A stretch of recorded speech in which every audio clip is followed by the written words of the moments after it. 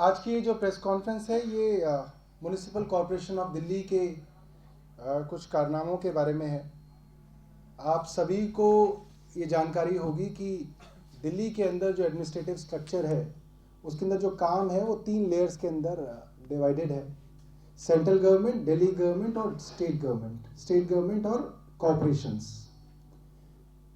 Generally आमतौर पे अगर विधायक या काउंसलर लोगों के पास जाएं या कोई भी नेता जाएं तो लोगों की जो परेशानियां होती हैं वो म्युनिसिपल कॉरपोरेशन ऑफ दिल्ली के कामों को लेके होती हैं। उनकी जो सड़कें होती हैं गलियों की, वो गलियां टूटी हुई हैं, गलियों में जल भराव की प्रॉब्लम है, पार्कों के रखरखाव में समस्या है, पार्कों में उनको जिम चाहिए, बच्चों के लिए झूले चाहिए, बैठने के लिए बेंचेस चाहिए, या कूड़े की समस्या है, सैनिटेशन की समस्या है। ये सारी की सारी प्रॉब्लम्स जो हैं सीधा एमसीडी के कार्य क्षेत्र के अंदर आती हैं। और जब एमसीडी के काउंसलर से लोग बात करते हैं तो एमसीडी के काउंसलर्स बोलते हैं कि हमारे पास फंड नहीं है। अक्सर आपने देखा होगा पिछले 1.5 साल में कई बार एमसीडी ने स्ट्राइक ये कह के की कि हमारे पास फंड नहीं है, हमारे पास पैसा नहीं है, हमें दिल्ली सरकार पैसा नहीं देती है। आज हम आपके सामने एमसीडी की वो पोल खोलेंगे कि किस तरीके से जब इन्हें पैसा मिलता है ये उस पैसे का कैसे दुरुपयोग करते हैं।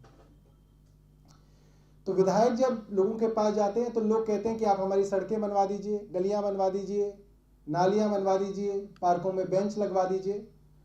और कई सालों से ये तरीका रहा है कि एमएलए के पास एक डिस्क्रिशनरी फंड होता है, 4 करोड़ का फंड होता है एमएलए के पास। इसी तरीके से एमपी के पास एक फंड होता है और इसको डिस्क्रिशनरी फंड इसीलिए कहा जाता है कि अगर एमएलए को किसी ने कहा कि भाई ये काम है तो उसका डिस्क्रिशन है। इसके अंदर कोई इफ एंड बट नहीं है। इसके अंदर ये नहीं है कि इस प्रोजेक्ट के अंदर इसको लो, इसके सैंक्शंस होंगे, ये बड़ी किसी स्कीम का हिस्सा बनेंगे तो ही होगा। एमएलए का डिस्क्रिशन है, एमएलए की पावर है। ऐसे ही सांसद की पावर है कि वो कहेगा कि भाई मेरे को ये गली बनवानी है, वो इसके लिए पैसा देगा और उस एजेंसी को काम करना पड़ेगा। अब ये काम कैसे हो सकते हैं, इसके 2 तरीके हैं। एक कि दिल्ली सरकार अपनी एक एजेंसी से कहे, जैसे कि फ्लड डिपार्टमेंट है, डीटीडीसी है, डीएसआईडीसी है, उससे कहे कि भाई आप ये हमारी रोड बना दीजिए।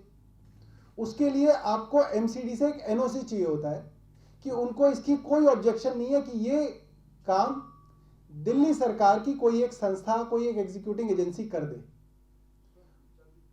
और दूसरा ये तरीका होता है कि एमएलए अपना फंड डायरेक्ट एमसीडी को दे दे और कहे कि भाई ये लो मेरा 10 लाख रुपए, ये लो मेरा 16 लाख रुपए, ये लो मेरा 1 करोड़ रुपए और आप इससे ये काम कर दीजिए। जनरली इन कामों के अंदर 1 महीना, 1.5 महीने या 2 महीने लगते हैं। आपको ये बात जान के हैरानी होगी कि अब करीब 2 साल होने को आ रहे हैं कि एमसीडी विधायकों के दिए हुए फंड से काम नहीं कर रही है। और हम आपके सामने वो सबूत भी रखेंगे जहां पे एमसीडी से ये कहा गया है कि आपकी एजेंसी अगर काम नहीं करना चाहती तो हमारी एजेंसी काम करने के लिए तैयार है, आप हमें नो ऑब्जेक्शन सर्टिफिकेट दे दीजिए। उसके लिए भी एमसीडी की तरफ से मना कर दिया गया है और विधायकों के फंड वापस आने शुरू हो गए क्योंकि एमसीडी ने एनओसी सर्टिफिकेट नहीं दिए। हम आपके सामने इन सभी चीजों के सबूत रखेंगे और इस बारे में चर्चा करेंगे कि कैसे एमसीडी लोगों के काम नहीं होने देगी। ये सारे काम जनता के ही काम हैं। रोड बनाने के काम हैं, जिम लगाने के काम हैं, झूले लगाने के काम हैं। और दिल्ली के अंदर जो बहुत बड़ा मुद्दा रहा है महिला सुरक्षा का मुद्दा है, जिसमें बार बार हाईकोर्ट ने भी कहा है कि जो डार्क स्पॉट्स हैं उनको आइडेंटिफाई किया जाए और वहां पे लाइट्स लगाई जाए। उस संदर्भ में भी एमएलए ने करोड़ों रुपए, ये मैं 2016-17 की बात नहीं कर रहा, मैं 2015-16 की बात कर रहा हूं। 2015-16 से करोड़ों रुपए एमसीडी को विधायकों के फंड से दिए जा चुके हैं। पैसा एमसीडी के पास ट्रांसफर हो चुका है, उसके सबूत भी आपके सामने रखेंगे। और एमसीडी ने लगातार उसको डिले करने की कोशिश की। डिले करने के बाद विधायकों ने यह सवाल असेंबली की कमेटी के अंदर उठाया, असेंबली के अंदर उठाया, विधानसभा के अंदर एमसीडी से पूछा गया कि ये काम क्यों डिले किए जा रहे हैं, तो उसके अंदर एमसीडी ने झूठे जवाब, पूरे के पूरे मैनिपुलेटेड जवाब सदन के पटल पर रखे, जिसके खिलाफ मैंने क्वेश्चंस एंड रेफरेंस कमेटी के अंदर प्रिविलेज का मामला उठाया। और कई बार से एमसीडी के बड़े अफसर, एमसीडी के कमिश्नर, यूडी डिपार्टमेंट के पर्सनल प्रिंसिपल सेक्रेटरी वहां पे आ रहे हैं और उन्होंने वादा किया था कि हम ये काम कर देंगे। मगर उस चीज को रोकने के लिए जब एमसीडी के अंदर कांग्रेस और भाजपा के काउंसलरों को ये पता चला, जब अफसरों ने हाथ खड़े कर दिए कि भाई अब तो हमारी नौकरी पे बात आ गई, अब हम इनके काम और नहीं रोक सकते क्योंकि असेंबली कमेटी के अंदर हमें जवाब देना है लिखित कि इन कामों को क्यों रोका जा रहा है। तो एमसीडी के काउंसलर, जिसके अंदर कांग्रेस के भी हैं, भाजपा के भी हैं, इतना गिर गए कि उन्होंने पहले स्टैंडिंग कमेटी के अंदर, एमसीडी की स्टैंडिंग कमेटी के अंदर ये रेजोल्यूशन पास किया कि एमएलए फंड से हम ये काम नहीं करेंगे और अगर किसी और एजेंसी को एनओसी भी देना है तो हम एनओसी भी नहीं देंगे। उसके बाद कांग्रेस और भाजपा के काउंसलर्स ने मिलकर इस घटिया रेजोल्यूशन को हाउस के अंदर पास कर दिया। अब कांग्रेस और भाजपा के काउंसलर पूरी तरीके से खुल के साथ आ गए हैं। अब तक हम सिर्फ आरोप लगाते थे कि ये लोग मिले हुए हैं, अब ये खुल के साथ आ गए हैं और इन्होंने एक रेजोल्यूशन पास कर दिया है कि हम एमएलए फंड से इन कामों को नहीं होने देंगे और इसके लिए एनओसी भी नहीं देंगे। ये बात कुछ जगह छपी। मनीष सिसोदिया जी ने, जो डिप्टी सीएम है, अपने कार्यालय में एमसीडी कमिश्नर की मीटिंग बुलाई। वहां पर डायरेक्टर ऑफ लोकल बॉडीज को भी बुलाया गया क्योंकि ये जो म्युनिसिपल कॉरपोरेशन के कमिश्नर्स हैं ये दिल्ली सरकार के अधीन आते हैं डायरेक्टर ऑफ लोकल बॉडीज के तहत। तो इनको ये आदेश वहां पे दिया गया कि आप इस तरीके के रेजोल्यूशन को इंप्लीमेंट नहीं करेंगे। और वहां पे जब एडिशनल कमिश्नर से पूछा गया कि क्या इस तरीके का रेजोल्यूशन आपके ऊपर कोई लीगल बाइंडिंग है, तो इसके अंदर एडिशनल कमिश्नर ने कहा कि मेरे को इसके बारे में जानकारी नहीं है, वो इसके बारे में पता करके बताएंगे। देखिए, एमसीडी का रेजोल्यूशन सिर्फ एक सेंस ऑफ द हाउस होता है। जब तक उसके ऊपर कोई ऑफिस ऑर्डर नहीं आता या उसका नोटिफिकेशन नहीं होता, तब तक उसकी कोई लीगल वेरासिटी नहीं है। जब एमसीडी के डिप्टी कमिश्नर से, एडिशनल कमिश्नर से पूछा गया कि आपने फिर काम क्यों रोक दिए हैं, तो उनका जवाब जो मिनट्स ऑफ मीटिंग के अंदर दाखिल है, जो सारे कागजात हम आपको देंगे, उसमें उन्होंने कहा सर वर्ड ऑफ माउथ से हमने रोक दिया। मतलब सिर्फ काउंसलर से उनको जानकारी मिल गई, भाई हमने ये रेजोल्यूशन पास कर दिया, अब तुम्हारी नौकरी पे बात नहीं आएगी, अब तुम काम रोक दो, और उन्होंने एमएलए के सारे काम रोक दिए। जब ये खबर अखबारों के अंदर छपी तो कुछ लोग, एक स्टैंडिंग कमेटी के चेयरमैन है शंटी, क्या नाम, मोंटी, शैलेंद्र सिंह मोंटी जी, उनसे लोगों ने पूछा, अखबारों ने पूछा कि भाई क्या कारण है कि ये काम नहीं रुके, ये काम रोके गए हैं। तो उन्होंने बोला कि हमारे पास पहले ही फंड आ गया था, अब इनके फंड की हमें जरूरत नहीं है। तो आज हम उनका पर्दाफाश भी कर रहे हैं, आपके सामने वो कागज रखेंगे जिससे साबित हो जाएगा कि मोंटी एक झूठे आदमी है, झूठ बोलते हैं। ये कागजात हम आपके सामने रख रहे हैं, इसकी कॉपीज हम सब लोगों को देंगे, जिसके अंदर बाकायदा डेट से ये मेंशन्ड है। ये दिल्ली, और ये हमारा कागज नहीं है, ये साउथ दिल्ली म्युनिसिपल कॉर्पोरेशन का ही कागज है, जिसकी स्टैंडिंग कमेटी के चेयरमैन मोंटी जी हैं। शायद उनको मालूम भी नहीं है कि उनका डिपार्टमेंट क्या क्या अब तक करता रहा है। इसके अंदर साफ तौर पे ये लिखा है, ये ग्रेटर कैलाश विधानसभा के बारे में है, कि 63,74,250 रुपए की इन्होंने डिमांड की। इन्होंने खुद मांगे कि भाई हमें जिम लगाने के लिए रिक्वेस्ट आई है, इसके लिए आप हमें इतना पैसा दे दीजिए। और उनको 25 फरवरी 2016, मतलब आज से करीब 10 महीने पहले एमसीडी के अकाउंट में दिल्ली सरकार द्वारा 63 लाख रुपए जमा किए गए। उसके बाद 12 फरवरी 2016 को उन्हीं के अकाउंट में, साउथ दिल्ली म्युनिसिपल कॉर्पोरेशन के अकाउंट में ओपन जिम के लिए 67 लाख रुपए जमा किए गए।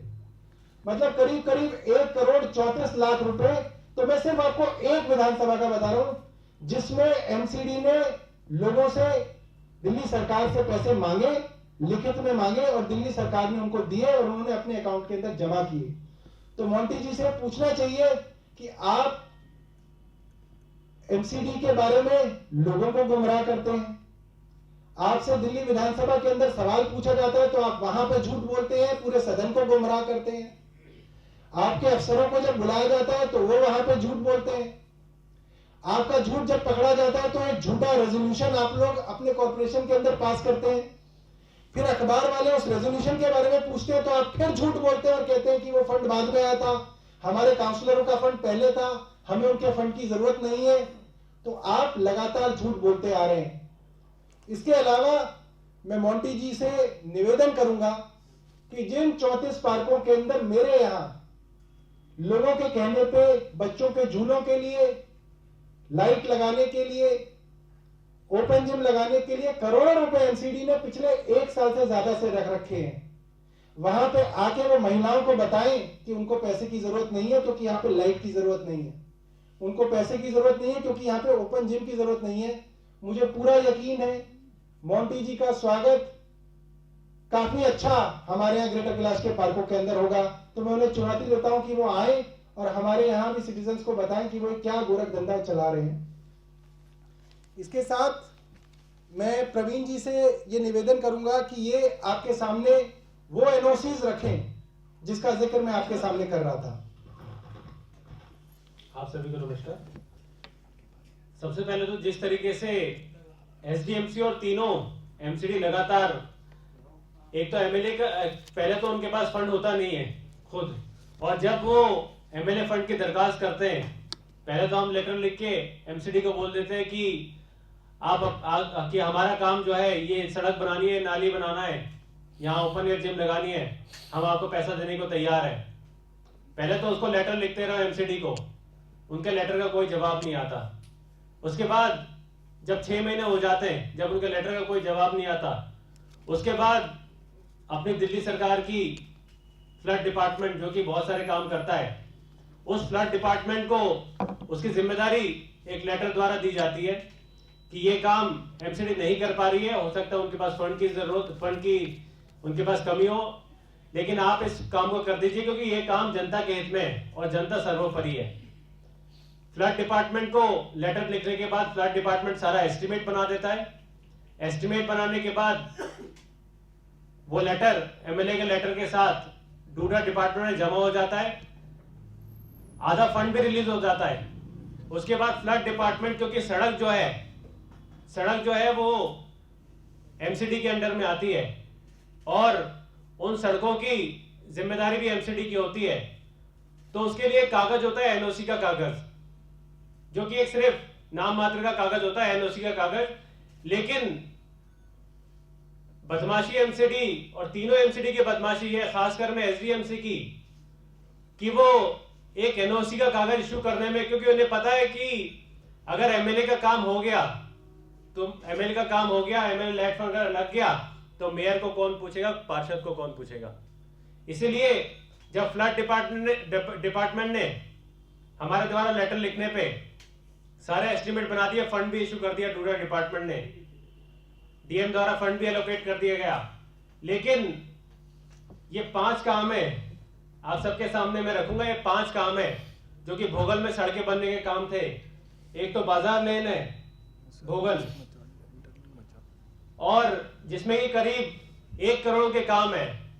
1 करोड़ के काम जो कि एनओसी के कारण वो सारा पैसा फ्लड डिपार्टमेंट ने डूडा को वापस कर दिया है। इसका सैंक्शन लेटर भी कि सारा पैसा जो है वो एमएलए का फंड का पैसा, सारा पैसा एनओसी ना मिलने के कारण, एमसीडी से एनओसी ना मिलने के कारण सारा पैसा एमएलए फंड में वापस कर दिया गया है। तो ये बहुत खेद के साथ है। और इसके बाद एक और इशू में रखना चाहूंगा यहाँ पे कि कुछ दिन पहले फ्लड डिपार्टमेंट से ही करीबन 100 बेंचें जो कि 24 लाख के फंड से लगभग हमारे जंगपुरा कॉन्स्टिट्यूंसी में लगाई गई थी। बहुत खेद के साथ सूचित करना पड़ रहा है, बताना पड़ रहा है कि क्या ये पार्क जो है क्या पार्षद की निजी प्रॉपर्टी है या एसडीएमसी की निजी प्रॉपर्टी है या मेयर की निजी प्रॉपर्टी है। लगभग जितने 100 बेंचें हमने लगाई थी पार्कों में एमएलए लैट फंड से, उसमें से 25 बेंचें एमसीडी ने, एसडीएमसी ने वहां से उखाड़ कर फेंक दी है। और जहां पे उखाड़ के फेंकी है उसका भी कोई अता पता नहीं है, उसका भी अता पता नहीं है कि वो लेके चले गए या किसी ने चोर ली, क्या हुआ उसका भी कोई अता पता नहीं है। तो बहुत खेद के साथ ये चीज बताना पड़ रहा है कि जिस तरीके से, और इसी एनओसी के लिए ही मैं एक बार कमिश्नर साहब से ही मिला। कमिश्नर साहब से मैंने कहा कि जब हमने फंड दे दिया तो आप एनओसी देने में आपको क्या समस्या है। तो उन्होंने बताया कि जी एनओसी जो है वो हाउस में पास होती है जी, काउंसिलर्स का जो हाउस जो होता है उसमें पास होती है। अब हाउस में जो एनओसी पास होती है उसमें है बीजेपी, उनके ही वर्ड बता रहा हूं मैं आपको। उनने बताया बीजेपी और कांग्रेस है, आप तो हो नहीं, तो बीजेपी और कांग्रेस है तो आपके तो एनओसी कभी वहां पे पास होने नहीं देंगे ये लोग। तो इस तरीके से जनता के साथ दोहरा रवैया है जो अपना रहे हैं निगम पार्षद मेयर, और जनता इसका जवाब देने वाली है। इसी श्रृंखला के अंदर मैं मदन लाल जी से कहूँगा कि वो अपनी बातें शेयर करें, और मैं आपको इसके बाद में आपको एक और जानकारी दूंगा। हम सब भली भांति परिचित हैं कि इस समय बीजेपी एमसीडी रूल कर रही है, और उसी के कारण है कि एमसीडी के जितने जेई एई या एग्जीक्यूटिव इंजीनियर हैं उन पर एमसीडी के जो काउंसलर्स हैं उनका इतना दबाव है, vice chairman, chairman, deputy mayor, mayor सारे के सारे ज़्यादातर या तो बीजेपी के हैं या कांग्रेस के हैं, तो उन पर दबाव है राजनीति के कारण, क्योंकि इलेक्शन एमसीडी के ड्यू है। उन्हें पता है कि उनके पास इतना फंड है नहीं, उनकी इच्छा शक्ति भी उतनी ज़्यादा अच्छी नहीं है कि वो दिल्ली के विकास में बहुत ज़्यादा इंटरेस्टेड रहते हो। वो ऐसे प्रोजेक्ट पे काम करते हैं जहां सबसे ज़्यादा पैसा मिलता हो, और उन्हें ये पता है कि अगर ये एमएलए के फंड से की गई तो इसमें तो बेईमानी होगी नहीं, क्योंकि हम अपना काम जब भी करते हैं तो हम उसमें जनता को इन्वॉल्व करके रखते हैं।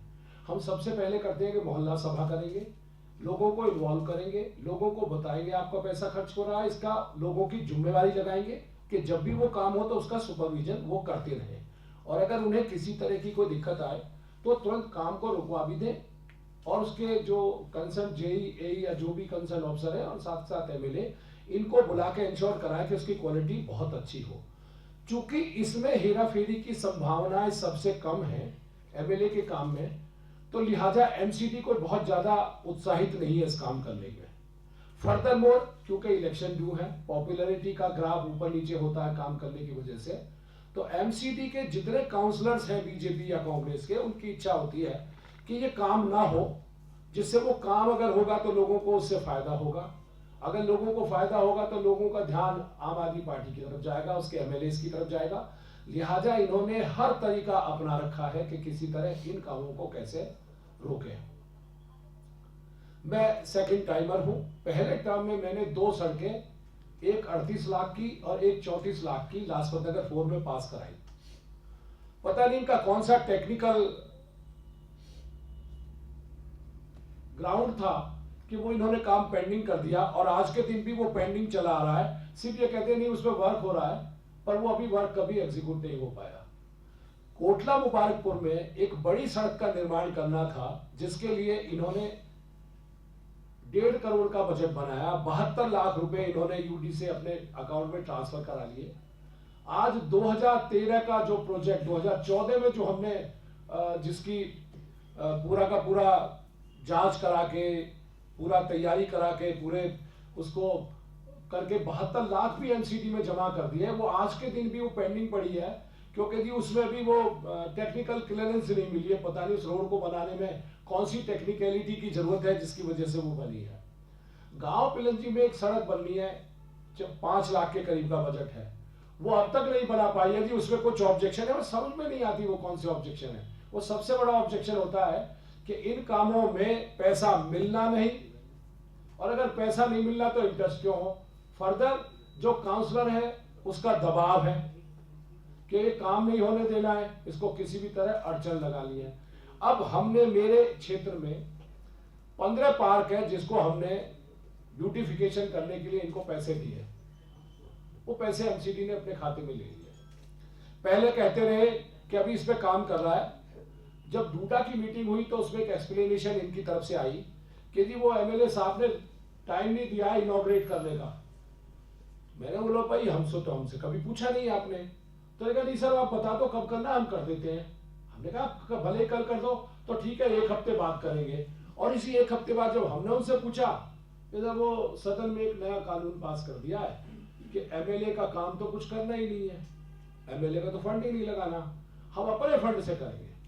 तो आपके पास फंड है, कह रहे वो कोई बात नहीं, वो जब आएगा तो आ जाएगा, अब तो इलेक्शन का साल है तो सेंटर से काउंसलर्स को पैसे मिलेंगे, क्योंकि अब तो लास्ट का टाइम है, अभी अगर काम नहीं दिखाया तो फिर इलेक्शन कैसे जीतेंगे, तो अब पैसा आएगा।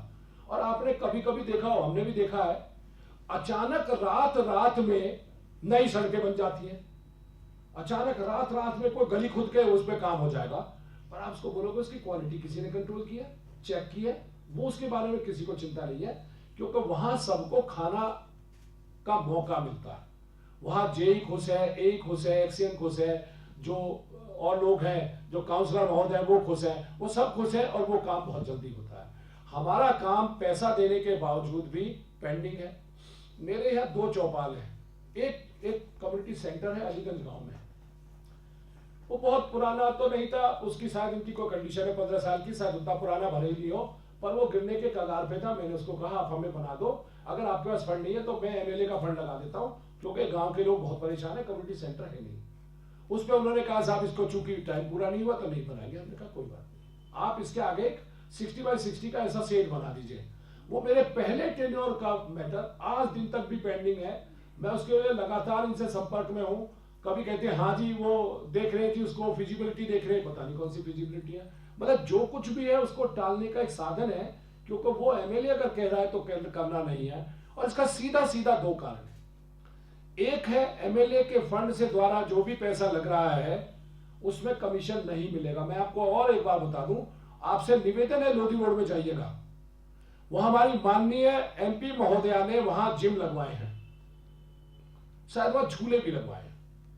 अगर आप जाएंगे तो वहां के रेजिडेंट्स आपको बताएंगे कि उसकी क्वालिटी इतनी पुअर है कि वो शायद कुछ ही दिनों में टूट टूट के गिरने लगे हैं। अगर ऐसा ही होना है और यही लोग करवाएंगे तो फिर दिल्ली का विकास नहीं होना है, केवल लीपापोती हो रही है। हम जितने काम कराते हैं हम इंश्योर करते हैं कि क्वालिटी उसकी मेंटेन रहे।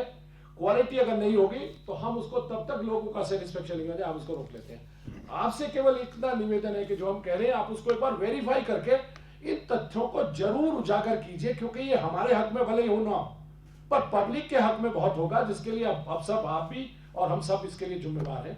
Thank you. अब एक जैसा कि आप लोग जानते हैं कि दिल्ली की जो विधानसभा की कमेटीज हैं उसके अंदर स्पीकर साहब से चेयरमैन ने निवेदन किया था कि इनको मीडिया के लिए खोल दिया जाए। तो जिन कारणों से एमसीडी के अफसरों ने दिल्ली विधानसभा में गलत जवाब दिया, उसकी कमेटी जो जांच कर रही है, उसकी कमेटी की कल एक मीटिंग है 3 बजे विधानसभा के अंदर।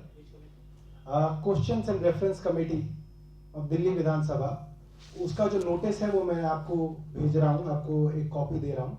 उसके अंदर पहले भी हमने commissioner SDMC, principal secretary UD, horticulture departments के डायरेक्टर और बाकी चीफ इंजीनियर्स की स्टेटमेंट रिकॉर्ड किया और उसके अंदर बड़े बड़े जो रहस्य हैं वो उजागर हुए हैं।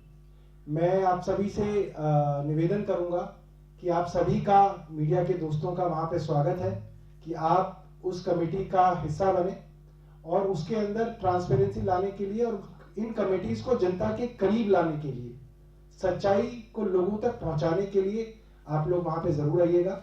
और जो मैं आपको ये ब्रीफिंग के साथ ही जो दे रहा हूं, इसके अंदर पहले 2 कागज तो वो कागज हैं कि फरवरी में किस तरह से करोड़ों रुपए एमसीडी को दिया जा चुका है। उसके बाद बाकी एमएलए फंड्स के स्टेटस रिपोर्ट है, जिसके अंदर आपको पता चलेगा कि 2015 के भी जो पैसे दिए हुए हैं वो भी अभी सिर्फ एक फाइलें उसकी घूम रही हैं। जी जी जी, ये कमेटी इन सब चीजों की जांच कर रही है कि किस तरीके से कामों को डिले किया गया। जी, उस प्रश्न से संबंधित जो जवाब झूठा दिया गया, किन लोगों के कहने पे वो जवाब झूठा दिया गया, किनकी रिस्पॉन्सिबिलिटी थी और असलियत में ये जो काम जो रोके जा रहे हैं इसके लिए कौन जिम्मेवार है, उसके लिए एमसीडी के सभी अफसरों से ऊपर से लेकर नीचे तक सबसे की स्टेटमेंट्स रिकॉर्ड की जा रही हैं और उसके बाद कमेटी अपना फैसला लेगी।